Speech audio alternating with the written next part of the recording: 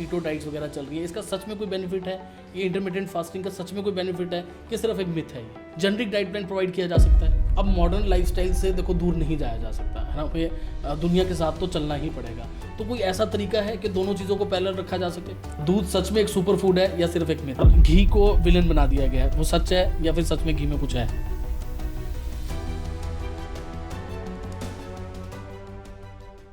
नमस्कार, मैं साहिल गेरा इस शो में स्पेशली आप लोगों के लिए एक ऐसा टॉपिक लेकर आया हूं जिसको लेकर हर एक इंसान को इस टाइम पर कंसर्न है, चाहे वो बूढ़ा हो या जवान या फिर फैमिली हो या पेरेंट्स हो या फिर इंडिविजुअल खुद।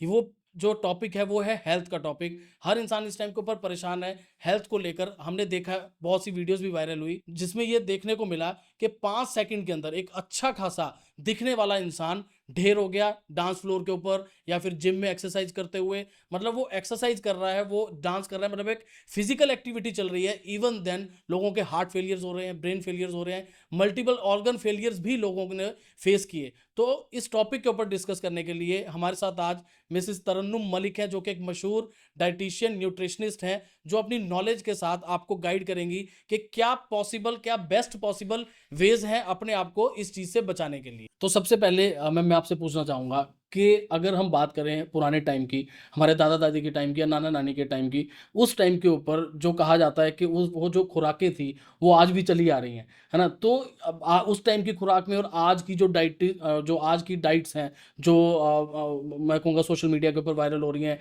लाइक कीटो डाइट या फिर इंटरमिटेंट फास्टिंग, इस तरीके की जो चीज़ें हैं, क्या वो सच में बेनिफिशियल हैं या फिर जो पहले थी वो ज़्यादा बेनिफिशियल थी?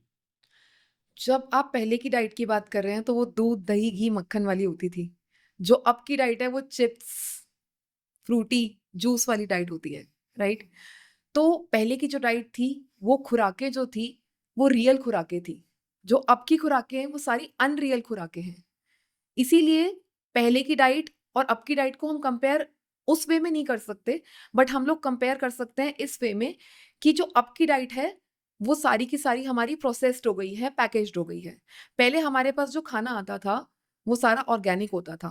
आज की डेट में हमारे पास कुछ भी ऑर्गेनिक नहीं है। इसी कारण से हमारी जो डाइट्स हैं, वो पहले की जो डाइट थी, जो अच्छी मानी जाती थी, वो अब अच्छी नहीं है। That is the difference between the previous diet which was good, जो आज हमें अच्छी नहीं है हमारे लिए। क्यों? क्योंकि हमारे पास आज ऑर्गेनिक खाना नहीं है। तो मतलब ये जो कीटो डाइट्स वगैरह चल रही है, इसका सच में कोई बेनिफिट है? ये इंटरमिटेंट फास्टिंग का सच में कोई बेनिफिट है कि सिर्फ एक मिथ है ये?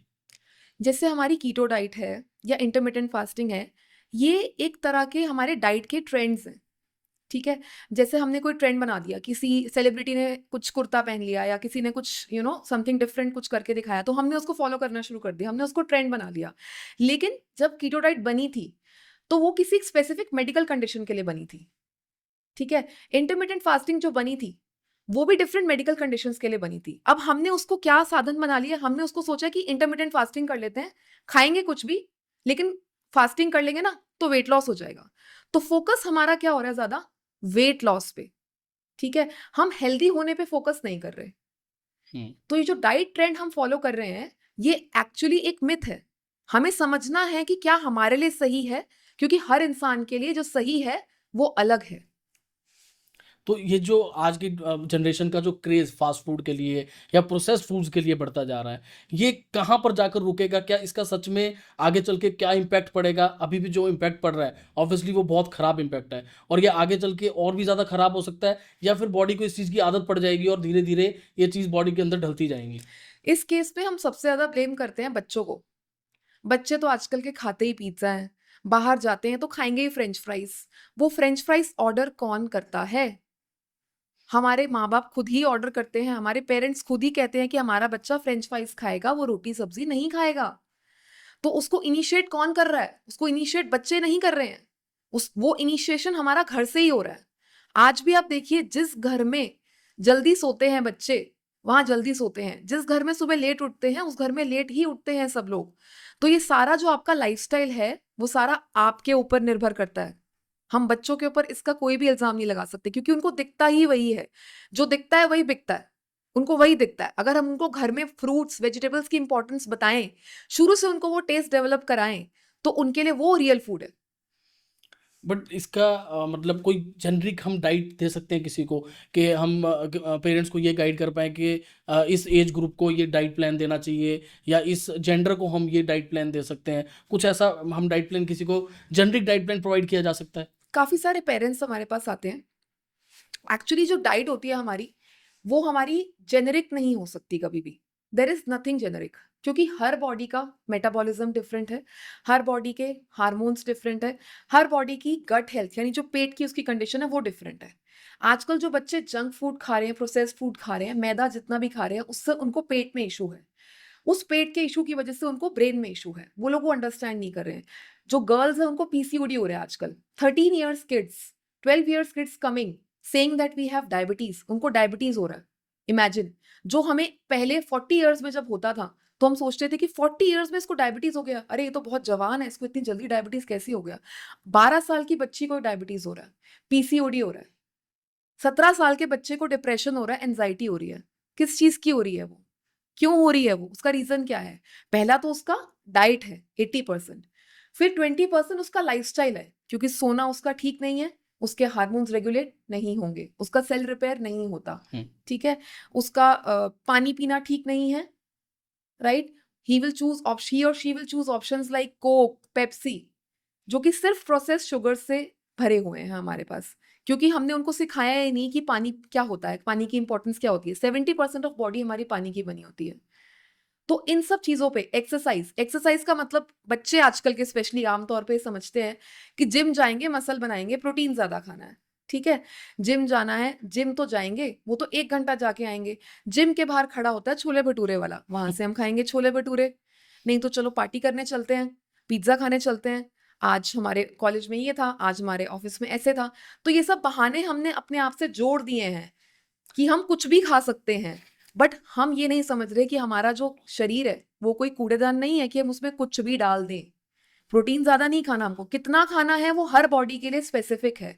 काफी सारे बच्चे हमारे पास आते हैं जो जिम कर रहे हैं, वो कहते हैं हमें इतना प्रोटीन चाहिए, and then they come up कि हमें किडनी डिजीज हो गया, अब हम क्या करें? क्योंकि उन्होंने प्रॉपर न्यूट्रिशनिस्ट या हेल्थ कोच से सलाह नहीं ली है। वो अपने जिम ट्रेनर से पूछते हैं। जिम ट्रेनर जो होता है वो सर्टिफाइड नहीं होता है, उसके पास प्रॉपर नॉलेज उस चीज की नहीं होती है। जब हम किसी डॉक्टर के पास जाते हैं तो हम उसकी डिग्री देखते हैं, क्या ये एमडी है, क्या ये स्पेशलिस्ट है अपने काम में या नहीं है। हम ऐसे ही किसी भी डॉक्टर के पास जाके तो नहीं ले लेते हैं दवाई। तो ये तो हमें सोचना होगा कि हम क्या कर रहे हैं अपने साथ, खुद के साथ। इंटरनेट पे जो इन्फॉर्मेशन हमें मिलती है उसको देखते हैं हम लोग और सोचते हैं कि वो बिल्कुल करेक्ट है, चलो चिया सीड्स वाटर पी लेते हैं, वेट लॉस हो जाएगा, ठीक है, दिन में जाके कुछ भी खा लेते हैं। तो ये सब चीजें जो हैं ये सब मिथ्स हैं। जब तक आप अपना लाइफस्टाइल नहीं बदलेंगे, यानी अपनी आदतों को नहीं सुधारेंगे, तब तक आप अपनी जिंदगी को नहीं बदल सकते। चाहे आप प्रोटीन खाएं, चाहे आप कार्ब्स खाएं, चाहे आप फैट्स खाएं। तो अब मॉडर्न लाइफस्टाइल से देखो दूर नहीं जाया जा सकता है ना, हमें दुनिया के साथ तो चलना ही पड़ेगा। तो कोई ऐसा तरीका है कि दोनों चीज़ों को पैरेलल रखा जा सके? बिल्कुल, यही तो तरीका है। यही तो तरीका है जो एक न्यूट्रिशनिस्ट और हेल्थ कोच होगा, राइट, वो आपको यही सिखाएगा जिंदगी जीने का तरीका। लाइफस्टाइल क्या है कि मेरी जिंदगी ऐसी है कि मैं कनाडा में रहता हूँ, और कनाडा जब मैं रहता हूँ तो मैं अपनी फैमिली से दूर हो गया हूँ। अपनी फैमिली से दूर होने के बाद मेरे पास मम्मी नहीं है कुकिंग करने के लिए, मेरे पास यहाँ पे कोई मेड नहीं है, सब कुछ मुझे खुद करना है, मुझे अपनी पढ़ाई भी खुद करनी है, मुझे पैसे भी कमा के भेजने हैं, और मुझे अपना खाना भी खुद बनाना है। तो मैं क्या करूं? ऐसे काफी सारे बच्चे हमारे पास आते हैं। तो हम उनको बोलते हैं कि आप, ऐसा नहीं है कि आप प्रोसेस्ड फूड लेके आओ, आप जो भी करो सिर्फ ईटिंग राइट पे फोकस करो, जो सही खाना है उसको खाओ। आप कुकिंग मत करो, आप एक सेमी कुक मील करो, एक कुक मील करो और एक नॉन कुक मील करो। सिर्फ उतना ही करने से आप अपनी जिंदगी को बदल सकते हो। जो छोटे छोटे चेंज होते हैं वो हमें अपनी खुद की लाइफ में लाने हैं। जैसे कनाडा में कोई रह रहा है, किसी का रात का काम है, या कोई इंडिया में रह रहा है, कोई बच्चा है जो हॉस्टल में पढ़ रहा है, तो सबकी रिक्वायरमेंट्स अलग अलग होंगी। तो उनकी डाइट अगर उनके हिसाब से कस्टमाइज और पर्सनलाइज होगी तो वो अपनी खुद की आदतों को बदलेंगे, ना कि कोई एक डाइट को लेकर के उसको फॉलो करेंगे। आपने एक वर्ड यूज़ किया कि हेल्थ कोच, या हम डाइटिशियन की अगर बात करते हैं, तो अगर आज के टाइम में देखा जाए, अगर एक स्टूडेंट मेडिकल में अपनी +2 कंप्लीट करता है, उसकी पहली प्रेफरेंस है कि वो एमबीबीएस की तरफ भागता है। नीट की कितनी सीट्स हैं हमें खुद पता है कि कितने इस बार सुसाइड्स हुए, कितने लोग प्रॉब्लम में आए, इंडिया में क्या कंडीशन है सबको पता है। सेकंड प्रेफरेंस वो भागता है बीएससी नर्सिंग की तरफ, तीसरा बी फार्मा या इस तरीके के कोर्सेज, एंड में हार के वो या फिर अपना डेंटिस्ट वगैरह का BDS वगैरह कोर्स वो ले लेता है। तो इन कोर्सेज़ की तरफ मुझे लगता है कि लोगों का ध्यान ही नहीं है कि मैं न्यूट्रिशनिस्ट भी बन सकता हूँ या डायटीशियन मैं बन सकता हूँ या बन सकती हूँ। लोगों का ध्यान ही नहीं है इस चीज़ की तरफ। तो उसका क्या रीज़न है और कैसे एक कोई पर्टिकुलर रिक्वायरमेंट है कि लोगों को समझनी चाहिए उस रिक्वायरमेंट में उस कोर्स में एडमिशन लेने के लिए? इसके लिए तो मैं आपको सिर्फ एक छोटी सी स्टोरी और अपना खुद का एग्जाम्पल बताती हूँ। मैं खुद ही एक मेडिकल स्टूडेंट थी और मेडिकल लेने के बाद मैंने भी यही सोचा था कि मैं एमबीबीएस करूँगी। अगर एमबीबीएस में एडमिशन नहीं हुआ तो पता नहीं क्या होगा। सो काफ़ी लोगों ने कहा यहाँ से कर लो, वहाँ से कर लो, पैसे दे के कर लो। मैंने कहा नहीं, पैसे दे के क्यों करनी है? जब अपने आप हमारे पास अपना खुद का टैलेंट है और हम खुद अच्छा पढ़ सकते हैं तो ये ज़रूरी नहीं है कि हमें एमबीबीएस करनी है। हमें जो भी करना है, उसी से ही हम एक अच्छा प्रोफ़ेशन अपना खुद का बना सकते हैं। ये इम्पोर्टेंट है कि आप उसको पसंद कितना कर रहे हैं। लोग वहाँ भाग रहे हैं, जा रहे हैं, वो इम्पोर्टेंट नहीं है। तो उसके बाद जब मैंने मतलब अपना कंप्लीट किया अपना मेडिकल प्रोफ़ेशन, तो मुझे भी बीडीएस में एडमिशन मिला और बीडीएस में एडमिशन मिलने के बाद मुझे लगा कि बीडीएस तो मुझे नहीं करनी है। अगर एमबीबीएस नहीं करनी तो बीडीएस भी नहीं करनी, नर्सिंग भी नहीं करनी।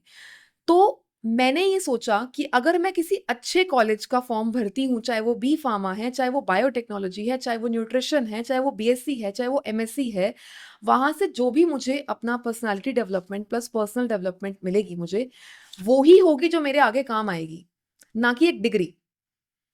तो उस कारण से मेरा एडमिशन जब बॉम्बे में हुआ, नारसी मुंशी में, it is a top most B schools of India. तो वहाँ से पढ़ने के बाद अगर आपने एमबीबीएस किसी छोटे कॉलेज से करी है, आप कैसे अच्छा कमाओगे? नहीं कमा सकते आप, आपकी वो वैल्यू ही नहीं होगी। बट आप एक अच्छे इंस्टीट्यूट से अगर पढ़ाई करते हैं, वहाँ का जो एक्सपोज़र आपको मिलता है, उस कारण से आप उससे बेटर अर्न कर सकते हैं। And the biggest example is B pharma MBA करने के बाद मैंने बड़ी-बड़ी फार्मा कंपनीज में काम किया, जैसे कि रैनबैक्सी, जाइडस कैडिला। मैंने करीब से अपनी आंखों से मेडिसिन्स को देखा कि डॉक्टर्स कैसे मेडिसिन्स दे रहे हैं, क्या दे रहे हैं, क्यों दे रहे हैं, क्या वो रूट कॉज को ठीक कर रही है? वो हमारा फर्स्ट लाइन ट्रीटमेंट है, लेकिन क्या वो रूट कॉज को ठीक कर रही है? अल्टीमेटली हमारी प्रॉब्लम सॉल्व कैसे होगी? अगर हम दवाई ले रहे हैं जो छोटी-छोटी प्रॉब्लम हो रही है हमें, जैसे एसिडिटी, ब्लोटिंग, हम वो दवाई लेने जा रहे हैं डॉक्टर से, उस दवाई से हमें और बड़ी-बड़ी चीज़ें हो रही हैं, जैसे कि डायबिटीज़, कोलेस्ट्रॉल, यूरिक एसिड, हमें नहीं समझ में आ रहा वो। वो कैसे ठीक होगा? जब तक आप अपना ज़िंदगी जीने का तरीका नहीं बदलेंगे, वो ठीक नहीं हो सकता बिल्कुल भी। तो इसीलिए वो सब देखने के बाद, समझने के बाद, मैंने दोबारा से एक कोर्स किया, जो कि न्यूट्रिशन एंड डायटीटिक्स के ऊपर था, वेट मैनेजमेंट के ऊपर था। क्योंकि ओबेसिटी जो है आज की डेट में एक काइंड ऑफ क्लिनिकल डिजीज़ बन चुका है, एक डिसऑर्डर बन चुका है, जिसके कारण लोग सफ़र कर रहे हैं डायबिटीज़, कोलेस्ट्रॉल, जॉन्डिस, ट्यूबरकुलोसिस जैसे बड़े-बड़े डिजीज़ेज़ से। जो हॉस्पिटल में फैटी लिवर ग्रेड 3 के पेशेंट्स बैठे हैं, उनको लिवर नहीं मिल रही, वो भी अगर अपना लाइफ़स्टाइल अच्छा रखेंगे, तो उनको वहाँ तक जाना ही नहीं पड़ेगा। वहाँ तक के पेशेंट्स हमारे पास आते हैं। तो उसके बाद ये कोर्स करने के बाद जब लोग आए हमारे पास और हमने उनको डाइट देना शुरू किया, तो हमें ये एज मिला कि अगर हमने पढ़ाई बी फार्मा से करी है, हमने इक्विवेलेंट टू मेडिकल एजुकेशन ली है, हमने वो सब बुक्स पढ़ी हैं जो एक मेडिकल स्टूडेंट पढ़ता है, तो हमें ये एज मिला कि हम एक क्लिनिकल न्यूट्रिशनिस्ट बन सकते हैं, जिससे हम उन मेडिकल डिजीजेस को दवाइयों से नहीं, अपने फूड से ही क्योर कर सकते हैं।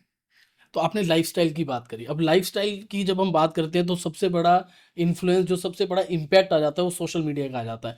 तो ये जो सोशल मीडिया के ऊपर पूरा जो इन्फ्लुएंसर्स जिस डाइट्स के बारे में एडवाइस कर रहे हैं या लोगों को सिखा रहे हैं, क्या ये सच में कुछ मतलब बेनिफिशियल हैं कि ये सिर्फ़ एक दिखावा है, सिर्फ़ लोगों को बेवकूफ़ बनाने का एक तरीका है कि सिर्फ़ लोगों को दिखाया कुछ और जा रहा है लेकिन असलियत कुछ और है?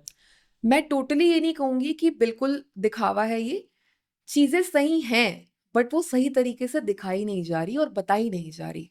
वो सिर्फ़ उतनी ही बताई जा रही है जितनी उनको बतानी है। सबसे इम्पोर्टेंट ये है कि आप चूज़ कैसे करें कि आपका लाइफ़स्टाइल कैसे ठीक होगा। जब आप एक अच्छे डॉक्टर के पास जाते हैं, तो आपको वो अच्छी सलाह देता है, मेडिसिन देता है, आपको आराम आता है, तो आपको पता चलता है कि हाँ, ये डॉक्टर सही है, मुझे इससे आराम आया। हुँ। ऐसे ही जब आप किसी अच्छे न्यूट्रिशनिस्ट के पास जाते हैं, जब आपको लगता है कि मेरी बॉडी अंदर से अच्छी हो रही है, मेरे फेस पे ग्लो आ रहा है और मेरा फेस पतला नहीं हो रहा है या मेरे बाल अच्छे हो रहे हैं, तो मुझे खुद ब खुद पता चलने लग जाता है कि मेरी बॉडी हेल्दी हो रही है अच्छा खाने से। कम खाना सॉल्यूशन नहीं है, हमें राइट खाना है।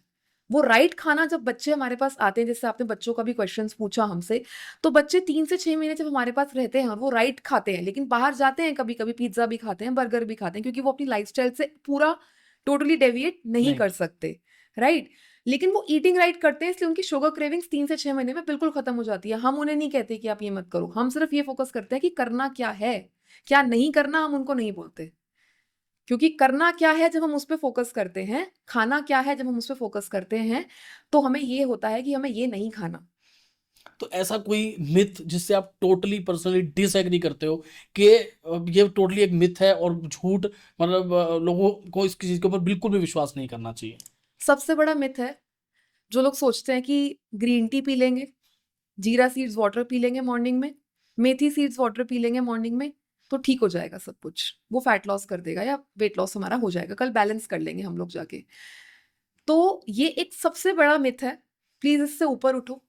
क्योंकि खाने के साथ-साथ हमें अपनी स्लीप, अपना स्ट्रेस लेवल्स जो कि आजकल बहुत बढ़ा हुआ है, कॉर्टिसोल लेवल अगर हाई होगा तो फैट मेटाबॉलिज़्म नहीं होगा, नींद पूरी होगी तो फैट मेटाबॉलिज़्म नहीं होगा, राइट? एक्सरसाइज़ नहीं होगी, जिम 1 घंटा कर लिया, लेकिन थ्रू आउट द डे आके बैठ गए हम लोग डेस्क पे। यस। हमारा सेडेंटरी लाइफ़स्टाइल है, पूरा दिन हम लैपटॉप पे काम कर रहे हैं, राइट? तो हमें ये सोचना है कि एक्सरसाइज़ के अलावा भी हमें पूरा दिन अपने आप को एक्टिव रखना है, हमें अपने आप को मूविंग रखना है, दैट इज़ इम्पोर्टेंट। तो डाइट के साथ-साथ ये 3 चीज़ें भी उतनी ही इम्पोर्टेंट है। कई लोग बोलते हैं हमारा फैट लॉस नहीं हो रहा है, हम डाइट भी फ़ॉलो कर रहे हैं, हम ये भी कर रहे हैं, हम तो जिम भी जाते हैं, हम तो 2 घंटा वर्कआउट करते हैं। एग्ज़ैक्ट जैसे आप कह रहे हो हम वो खा रहे हैं। क्या आप सो रहे हो ठीक से टाइम पे? क्या पानी आप ठीक से पी रहे हो? तो ये सारी चीज़ें हमारे सोने से लेकर, उठने से लेकर, खाने से लेकर, ये सारा ज़िंदगी जीने का तरीका है। आज हम इतने बड़े रतन टाटा का एग्ज़ाम्पल अगर देखें, जिस एज पे वो गए, वो अकेले थे और उन्होंने इतना कुछ अकेले किया, वो इतने सक्सेसफुल कैसे थे? उनकी सक्सेस का सबसे बड़ा कारण ये था कि वो सुबह जल्दी उठते थे, सबसे पहले अपने हेल्थ पे फ़ोकस करते थे। वो जाते थे पहले, पहले अपनी वॉक करते थे या एक्सरसाइज़ करते थे, अपना खाना सही खाते थे, सही टाइम पे सोते थे। इसीलिए उनका ब्रेन इतना एक्टिव था और वो इतने अच्छा जीवन व्यतीत करके गए, तो ये जो राइट? आपने एक छोटे बच्चों का एग्जांपल दिया कि बहुत कम एज में जैसे लड़कियों को भी पीरियड स्टार्ट हो जाते हैं, पीसीओडी की प्रॉब्लम्स बहुत ज़्यादा हैं, तो ये डाइट से भी ठीक की जा सकती हैं? क्या सिर्फ मेडिकल इसके ऊपर ही इफ़ेक्ट करेगा, या कुछ डाइट का मेन रोल रहेगा इसको ठीक करने में? पीसीओडी में डाइट का ही मेन रोल है। आजकल बहुत सारे लोग इस कारण से इनफर्टिलिटी और ऐसे कई तरह के इश्यूज को फेस कर रहे हैं, बहुत बड़े-बड़े इश्यूज को फेस कर रहे हैं, इवन ओवेरियन कैंसर तक के इश्यूज को फेस कर रहे हैं। जो गायनीज़ होते हैं, वो मेडिसिन से हार्मोनल मेडिसिन देके उसको थोड़ी देर तक रेगुलेट कर सकते हैं। वो भी आपको बाद में यही कहते हैं कि अपनी लाइफ़स्टाइल को सुधारो, अपनी डाइट को ठीक करो, जाओ अपने आप को मूव करो। पीसीओडी का तो क्योर ही सिर्फ लाइफ़स्टाइल है। हमारे पास जितने भी बच्चे आते हैं, वो सिंपल होममेड फूड खाने से और लाइफ़स्टाइल मॉडिफ़िकेशन से उनका पीसीओडी पीरियड सब रेगुलर हो जाता है और बिल्कुल ठीक हो जाता है। तो जैसे स्ट्रेस लेवल इतना लोगों के अंदर बढ़ता जा रहा है, छोटी-छोटी एज में देखने में आ रहा है कि बच्चे खुद बोल रहे हैं कि सर मुझे स्ट्रेस हुआ है। 13-14 साल का बच्चा कहता है कि स्ट्रेस में, डिप्रेशन में आ चुका है। तो क्या सिर्फ डाइट से ही सब कुछ हो सकता है, या योगा, मेडिटेशन, कुछ इस तरीके की चीज़ें भी काम आ सकती हैं? देखिए, डाइट इस पे मेजर रोल प्ले करती है। लेकिन कहते हैं ना वो खाना भी तब नहीं लगता, वो मरीज़ को जब उसका मेंटल स्टेट ठीक ना हो, राइट? तो सबसे पहले हमारी जो हमने फर्स्ट की क्लास में हम सब बच्चों ने पढ़ा था कि हेल्थ जो होती है ना वो खाली फिज़िकल हेल्थ नहीं होती है। वो स्पिरिचुअल, मेंटल, इमोशनल और फिज़िकल हेल्थ होती है। फिज़िकल हेल्थ 4th नंबर पे आती है। तो आजकल हम कहाँ से दूर हो रहे हैं? अपने वैल्यूज़ से हम कट ऑफ हो गए हैं। हम स्पिरिचुअली बिल्कुल एलिवेट नहीं है, कुछ नहीं हमें पता उसके बारे में। हम कहते हैं हम क्यों पढ़ें ये? हम क्यों मंदिर जाएँ? हम क्यों करें ये? हम अपने स्क्रिप्चर्स को क्यों पढ़ें? हम तो नॉवल पढ़ेंगे, हम तो फिक्शन पढ़ेंगे। That's the truth, you have to understand the reality first, okay? उसके बाद इमोशनल सेट, मेंटल सेट। बच्चों के पास आज की डेट में इतना अकेलापन है, कोई सुनने के लिए नहीं है, उन्हें समझने के लिए नहीं है। इतना अग्रेसिव है, क्यों है? ये हमारा खाना ही ऐसा है जो हमें, वो आपने सुना है सात्विक, तामसिक, राजसिक। सात्विक खाना नहीं है, वो तामसिक खाना है, बस वो बॉडी में भी वही एक्ट कर रहा है। हम नॉन-वेज खा रहे हैं, हम उसको कट करके खा रहे हैं। जो इमोशन हमारे उस एनिमल का है, वो इमोशन सारा हमारे अंदर जा रहा है। फ़ियर का, एंगर का, राइट? तो हम वो सारा खुद खा रहे हैं। हम जो खा रहे हैं, वही हम रिफ्लेक्ट कर रहे हैं। तो इन सारी चीज़ों को इवैल्यूएट करते हुए as a dietitian, as a nutritionist, as a life coach, आपका इस सोसाइटी को क्या एक गोल्डन मैसेज या गोल्डन एडवाइस आपकी तरफ से क्या है? गोल्डन एडवाइस ये है मेरी कि सबसे पहले सुबह उठते ही जैसे ही हम उठें तो हमारी बॉडी के अंदर 5 तत्व होते हैं। उसमें से एक तत्व होता है हमारा एयर। अगर हम सुबह-सुबह बाहर निकलकर हम जो ऑक्सीजन है उसको अपनी बॉडी में लेकर जाएँ, तो हमारा ब्रेन काफ़ी अच्छा एक्टिव रहेगा थ्रू आउट द डे क्योंकि हमारे ब्रेन को ऑक्सीजन की ज़रूरत है जो कि हम बंद कमरों में नहीं ले पाते हैं, ठीक है? उसके कारण हमें बहुत सारे मेंटल हेल्थ इश्यूज़ हो रहे हैं। तो जैसे कि हमारे बाबा रामदेव भी हमें अनुलोम-विलोम, कपालभाति जैसी चीज़ें सिखाते हैं, वो एटलीस्ट अगर हम लंबे समय के लिए नहीं तो 5 मिनट तो सुबह उठ के कर ही सकते हैं, उसकी आदत डालें और रात को सोने से पहले जिस परमात्मा ने हमें शरीर दिया है, उसको धन्यवाद करके ज़रूर सोएँ और उसका नाम लेके ज़रूर सोएँ कि आज का दिन तो मेरा बहुत अच्छा गया, उसके लिए आपका शुक्राना। और ये एंग्ज़ायटी और स्ट्रेस को दूर करने के लिए सोसाइटी को आपका क्या मैसेज है? सो मैं बस यही बोलना चाहूँगी कि आज की डेट में हम 4 मेंबर्स भी अगर फैमिली के बैठे हैं, तो सब अपने-अपने फ़ोन में गुम हैं। अपनी-अपनी हर एक की दुनिया है। अगर हम 4 लोग हफ़्ते में 1 या 2 बार डिनर के लिए भी जाते हैं, तो अपने फ़ोन्स को अगर घर पे रख के जाके एक-दूसरे की बात भी सुन लें, तो किसी को भी डिप्रेशन और एंग्ज़ायटी जैसी चीज़ें नहीं होंगी। तो मतलब बाहर का खा मतलब लाइफ़स्टाइल फिर से घूम फिर के बात लाइफ़स्टाइल की आ जाती है कि बाहर का खाना तो एक इवॉल्व दिन हो तो गया आप उसके बाहर अंदर। जाओगे ना वीक में चीट करने। राइट।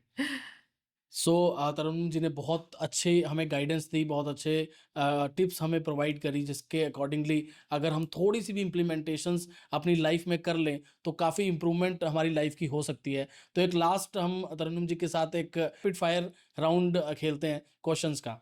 तो मैम दूध सच में एक सुपर फूड है या सिर्फ़ एक मिथ है? दूध कोई सुपर फूड नहीं है। दूध में इतने सारे हार्मोन्स और इंजेक्शंस लगे हुए हैं कि उसी से बहुत लोगों को बहुत सारी हार्मोनल डिस्टर्बेंस हो रही है, चाहे वो मेल्स हों, चाहे वो फीमेल्स हों। और घी को विलेन बना दिया गया है, वो सच है या फिर सच में घी में कुछ है?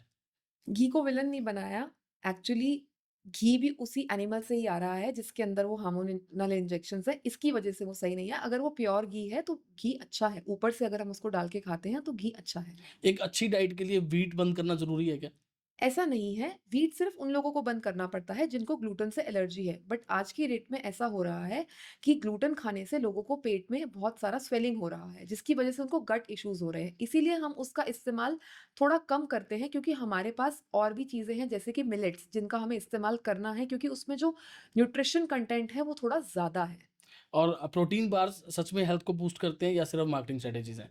Protein bars actually marketing strategy ही है ऑलमोस्ट क्योंकि उसके अंदर अगर आप इंग्रेडिएंट्स पीछे देखेंगे तो उसमें एडेड प्रिजर्वेटिव्स होते हैं हमारे तो जो हमें कंज्यूम नहीं करने हैं इससे अच्छा हम नेचुरली प्रोटीन ले लें। एक वर्ड आजकल बहुत ज़्यादा फ़ेमस है वेगन। प्लांट बेस्ड डाइट जो है वो सिर्फ़ फ़ैशन है या सच में कुछ लाइफ़ में फ़र्क पड़ेगा? प्लांट बेस्ड लाइफ जो मेरा एक्सपीरियंस है वो एक बहुत अच्छा लाइफस्टाइल है जिससे काफ़ी सारे लोग उससे अपने डिजीजेस को जो कि क्योर नहीं हो सकते उनको ठीक कर रहे हैं और इसका अच्छा इफ़ेक्ट है बहुत लाइफ में अगर हम इत ऐसा चेंज लेकर आते हैं अपनी लाइफ में।